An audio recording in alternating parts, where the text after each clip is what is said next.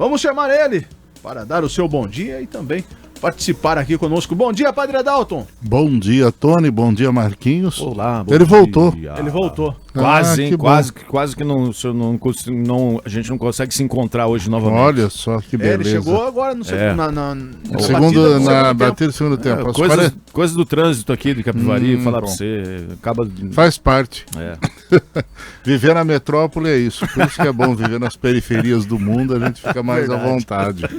Padre, semana iniciando, mas aquela semana de tiro curto, né? Com os feriadinhos Esta semana nós temos quinta-feira a festa de Corpus Christi, que é uma data que é feriado em alguns lugares, outros não é, né? Então o Corpus não é Christi... feriado nacional? Eu acho que não é mais nacional. Foi tirado, se não me falha a memória. Corpus Christi? Corpus Christi. Dá uma checada se é nacional ou não. Dá uma pesquisada aqui. Mas tudo bem, para nós e vamos celebrar, né? Para nós é um momento religioso muito importante e recorda, né, essa fé da igreja, é ponto facultativo. Eu me lembro disso porque o ano passado nós tivemos uma discussão muito grande e definimos, né, que no caso as nossas paróquias lá em Santa Bárbara, todas elas estariam guardando o feriado normalmente, apesar de não ser feriado, que é uma questão que foi levantada, né, porque no caso lá foi substituído pelo dia da padroeira da cidade, o feriado municipal. Né, em alguns lugares foi mantido, outros não, né, então são essas as divergências. Mas Corpus Christi para o católico é um momento importante, porque é uma profissão de fé na presença real de Cristo na Eucaristia, recordando que para nós ali nós temos realmente o corpo e o sangue de Cristo presentes no altar. Então esse é o sentido religioso da festa, é uma das únicas procissões prescritas pela igreja, né? Esta e Domingo de Ramos são as duas procissões que a igreja mantém. Antes tinha uma tradição de ter procissão para tudo, agora liturgicamente falando são duas procissões obrigatórias, que é a Corpus Christi e a festa de Ramos. São as duas datas que mantemos as procissões. Então cada paróquia se organiza, faz esse trabalho, porque é uma manifestação pública e isso vem do auge da cristandade, quando nós enfrentávamos uma série de controvérsias, principalmente com a Reforma Protestante, né? Ela data desse período. Então a procissão era uma maneira dos católicos irem às ruas, mostrando que ali não é uma representação, mas é uma realidade a presença de Jesus na Eucaristia. Corpus Christi é aquele que enfeita-se as ruas, é isso? Tem a tradição de enfeitar as ruas, né? Aos poucos foi se perdendo, em outros lugares vai se voltando, e é uma tradição de enfeitar, de colocar nas ruas, né, enfeites. Alguns lugares adaptam o costume, colocando alimentos que depois são doados aos pobres, outros colocam roupas, cobertores. Então tem uma série de variações aí no enfeite. Mas é o dia em que, por exemplo, Matão tem uma expressividade muito grande, porque é reconhecidamente um dos maiores tapetes e dos mais belos do Brasil, né? Então ali a gente tem esta expressão, são os chamados tapetes policrômicos, né? Coloridos, com diversas cores. Eu vi esses dias um pessoal da minha paróquia, por onde eu passei lá em Rio Claro, São João Nossa Senhora Aparecida de Rio Claro. Quando eu estava lá, nós retomamos a tradição de enfeitar as ruas. E é uma tradição que eles estão mantendo, já vai indo para quase 20 anos de tradição. E essa semana eles mandaram as fotos do pessoal pintando a serragem, colorindo a serragem, fazendo, porque na época nós concentrávamos um grupo que fazia a produção do material. Então pegávamos com as serrarias por aí, aquele pó de serra, e levávamos todos para o pátio da igreja e tinha um espaço onde o pessoal ia ia pintando, ia colorindo. Ele pega Então, aquele pó xadrez. não é o pó xadrez não, tem uma tinta especial, porque o pó xadrez ele fica muito opaco, então não dá aquela coisa. Mas tem uma tinta... Era o pó xadrez. Sim, o pó xadrez. Mas tem uma tinta especial, nós descobrimos uma fábrica que tem essa tintura própria para madeira. Então ali você consegue fazer um verde bem verde, consegue variar os tons. Com o xadrez você não tem isso. É um tom só de verde, é um tom só de vermelho, um tom só de preto, né? E lá essa fábrica de tintas, ela vende os galões e a gente vai diluindo em água, também à base de água, e vai produzindo as diferentes cores, e ficam aquelas cores vivas. Ainda não é a tecnologia que tem em Matão, que Matão é com aquele pó de areia, né? Uma areia tingida, que dá uma qualidade muito superior a isso, tal. Mas Capivari teve uma época, década de 90, mais ou menos 80, que as ruas ficavam lindas, maravilhosas, Sim. né? Com decorações. Mas depois, com a evolução de trânsito, você tem problema para impedir trânsito, tudo mais, e fica, né? Lá em Santa Bárbara, por exemplo, fica só no entorno das igrejas, porque não tem mais essa possibilidade de fazer grandes trajetos. Aqui ainda eu sei que a Vila Fátima, até o tempo que eu estava aqui como padre, a Vila Fátima ainda fazia os enfeites e tinha os seus enfeites na procissão. Ali no entorno da igreja, eles faziam a decoração das ruas para isso. E isso é uma tradição muito bonita. Lá em Santa Bárbara nós vamos fazer só nas casas, pedimos que as pessoas por onde a procissão vai passar enfeite a fachada das casas, porque não dá para interditar a rua para fazer. Mas são um pouco da realidade. Bom, padre, e o que o senhor preparou para essa... Eu não tinha falado nada de Corpus Christi, eu tinha preparado sobre as festas juninas. Então vamos falar sobre festa junina. Eu estava chegando, estava ouvindo vocês falando que começa oficialmente, né? Começam as festas. Quando a gente fala de festa junina, muita gente fica perguntando por quê, como surgiu a tradição, isso é natural do Brasil, tal. Então, só lembrar, as festas juninas, elas não são festas que começam com o sentido de festa religiosa. Eram festas pagãs que lembrava para a Europa o solstício de verão. O que é o solstício? Nós temos 2 solstícios durante o ano. O de inverno, que é o dia mais curto do ano, né, e que marca um tempo de recolhimento e tudo mais, e o de verão, que é quando você tem a passagem, né, para o verão, e as comunidades pagãs faziam essa celebração de festas para expulsar os demônios ou expulsar os maus augúrios da produção. Então era o momento de dizer, nós estamos celebrando a vida que está aí renovando e queremos que a produção seja boa. Então era um momento ali de celebrar a esperança de boas colheitas, de boas produções agrícolas principalmente. Então eram 2 festas. A do inverno celebrava-se, no caso de Roma, a grandeza do imperador, do império, que é quando se dizia, né, mesmo quando o sol se põe ou não dá o seu calor, não tem o seu brilho, o imperador é que nos aquece. E no inverno, essa de inverno. A de verão lembrava então esse começo das colheitas. Então é aí que nós temos a tradição. Com o avanço do cristianismo, então se popularizaram as festas cristãs, e o que nós temos? Aí essa separação, né, entre Natal e o pré-natal. Então o Natal ficou na época do solstício de inverno, em dezembro, que é para a Europa isso, né? Que é quando se manifestava a força do imperador e mostrava Jesus como novo Senhor, como novo imperador que nasce. E o de inverno era nesta época, né? A de verão nesta época de junho, então eles recordavam o nascimento de João Batista, conforme as tradições bíblicas. E também na Europa uma festa que se popularizava muito, a festa de São Pedro e São Paulo. Então entre os dias 19 de junho e 29 de junho eram as datas em que se celebravam estas festas do solstício de verão. E a Igreja Católica, quando começa a expandir a sua cultura e se torna a religião oficial, então adapta a esta data São João Batista e, consequentemente, São Pedro e São Paulo, que é a data da festa de São Pedro e São Paulo, 29 de junho. Então são 2 datas importantes que se vêm.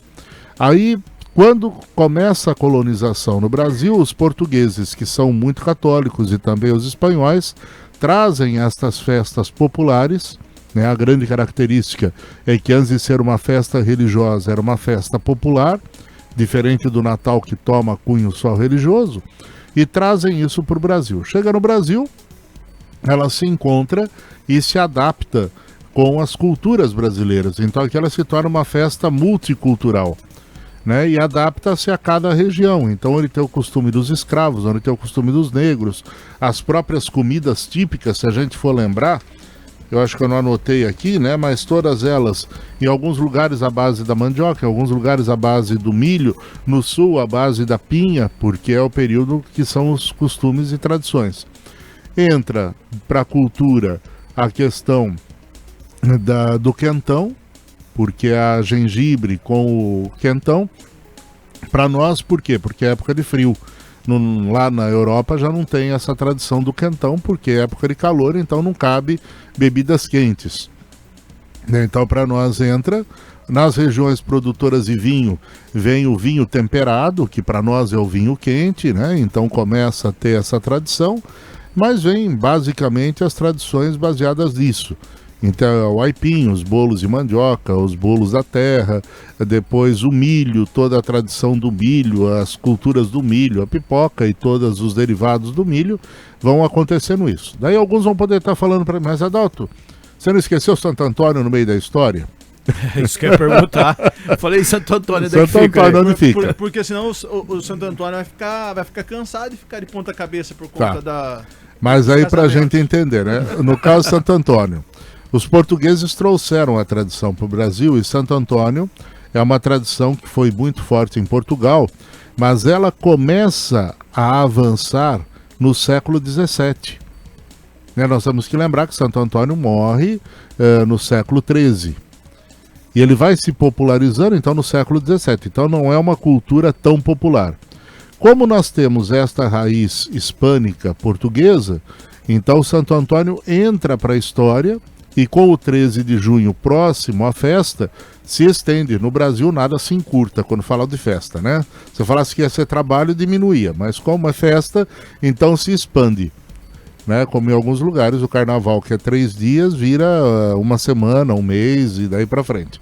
Mas então se expandiu a festa e se incluiu no trajeto das festas juninas do Brasil a celebração de Santo Antônio. Então nós celebramos Santo Antônio, São Pedro e São João, né? São João e São Pedro, dentro desta cultura. Que é o trio do mastro. Que é o trio do mastro. Mas então, a princípio, era só São João e São Pedro. São João e São Pedro, porque o período das festas eram justamente no solstício de verão para a Europa. Então, de 19 a 29 de junho.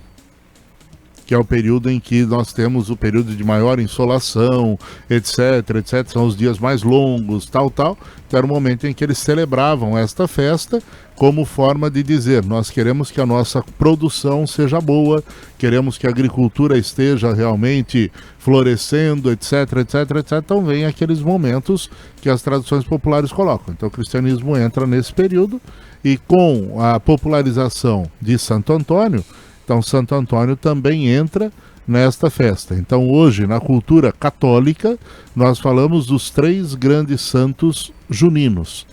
Isso no mundo inteiro, Antônio, João e Pedro. Mas a festa junina em si, ela começa com São João e São Pedro. E aqui no Brasil, São João tem um impulso muito grande, porque quando nós começamos o período cultural, São João... Não entendo o porquê ou quais os motivos, normalmente é tomado como grande padroeiro das lojas maçônicas. Então ele tem uma influência também da cultura da maçonaria e nos lugares onde ela é mais forte, as festas de São João normalmente são mais fortes também. Né? Então são as tradições que nós tínhamos dentro da cultura brasileira. E padre, aquela história de que quem levantava o mastro uma vez tinha que levantar não sei quantos anos lá, senão era uma... Aí é tudo crendice popular, passar a fogueira, levantar o mastro, essas coisas todas, o patronato das festas, tudo isso vem da crendice popular. Já as festas julinas Aí só foi um calendário estendido. Aí calendário estendido por quê? Porque daí nós temos o seguinte, por exemplo, você pega na cidade de Capivari, por exemplo, São João Batista é padroeiro. Então o que nós temos? A festa central é a festa do padroeiro. Normalmente está localizada a festa, que nem aqui se manteve a festa do padroeiro, como festa popular religiosa pertencente à paróquia de São João Batista. Em alguns lugares a festa perdeu e passou a ser uma festa municipal. Né? Aqui no caso, São João é padroeiro da cidade, mas a festa municipal é 10 de julho, não é isso? Aniversário da cidade. É aniversário da cidade. 9 ou 10 de julho. É lá em julho. 10. Né? Então nós temos essa diferenciação. Mas em alguns lugares se tornou a própria festa oficial. Por exemplo, Campina Grande, lá no Nordeste, que é a maior festa de São João do mundo. Né? Lá, o padroeiro, São João, a paróquia perdeu a festa, porque se tornou uma festa popular, municipal, e ela foi inchando de tal forma que não tem. Então, as festas julinas surgem nisso. Como nós podemos fazer a nossa festa? Como nós podemos fazer a nossa celebração se todo mundo está voltado para aquela festa central? Então eu quero celebrar a festa junina, mas o mês de junho não cabe. Né? E onde se tem a influência, por exemplo, São Pedro, Santo Antônio, São João, quando tem os três, aqui tem Santo Antônio e São João, e São Pedro está em Mombuca, que é pertinho. Né? Exato. Então, como a gente tinha isso? Os outros que querem celebrar as festas juninas, como fazem? Se eu puser no dia da festa de São João, não vai ninguém, porque todo mundo vai para a festa central. Exatamente. Se eu puser na festa de Santo Antônio, não vai ninguém, porque todo mundo vai para a festa central de Santo Antônio, e assim por diante. Então a festa julina surge nesse sentido. Então os lugares onde não se tem a festa julina, acaba se criando, por quê? Porque ali se torna a maior de todas as celebrações. Volto a lembrar, quando eu estava em Rio Claro, por exemplo, nós criamos a festa julina da paróquia, que era uma festa que se tornou maior do que a festa da padroeira, que era a Nossa Senhora Aparecida. Por quê? Porque a festa julina central era a matriz São João Batista no centro da cidade. E nós não podíamos fazer a festa junina na mesma época, que não adianta bater de frente. Então criamos a festa julina, que normalmente vinha para a primeira e segunda semana de julho. Resultado, ali a molecada faz concurso de quadrilhas, faz isso, faz aquilo, você acaba atraindo multidão de gente. E até de outras cidades, né? E até de outras cidades. Já então acabava sendo a festa maior. Então lá na Nossa Senhora Aparecida de Rio Claro, a festa julina era maior do que a festa da festa da padroeira de outubro. Por quê? Porque tinha essa tradição que o pessoal ia e celebrava e vivia e continuava o espírito das festas juninas. É curioso isso, né? Porque há um prolongamento, não só pelo festejar, mas por quê? Porque eu quero participar, eu quero celebrar também, tal, só que eu não posso fazer no mesmo dia, então você acaba traduzindo para um prolongamento da data como forma de celebrar isso, porque a cultura popular assim o pede. Então nós temos as escolas, uma boa parte das escolas gostam de fazer festa junina.